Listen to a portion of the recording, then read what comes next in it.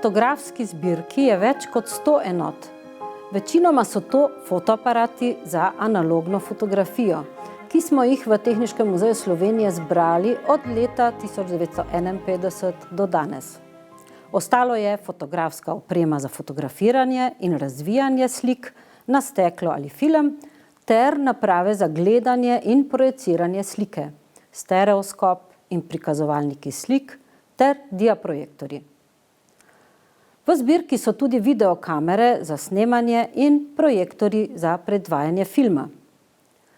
No, najstarejši predmeti v zbirki so fotoaparati iz sredine 19. stoletja, ki spominjajo na tako imenovane camero obscuro. Izgledajo kot lesena škatlica z luknjico in lečo, ki je vgrajena v medenino.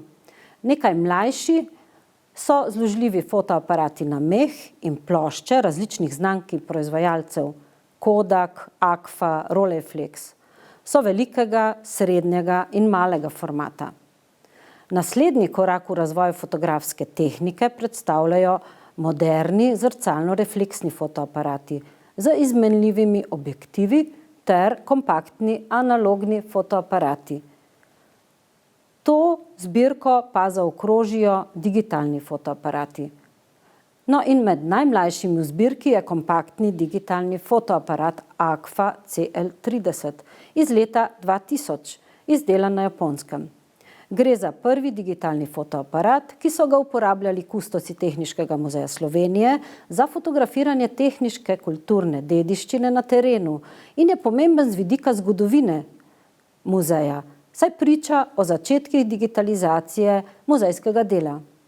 Agfa CL30 je digitalni fotoaparat z vgrajeno optiko ter spominsko enoto, na katero se shranjujejo fotografije.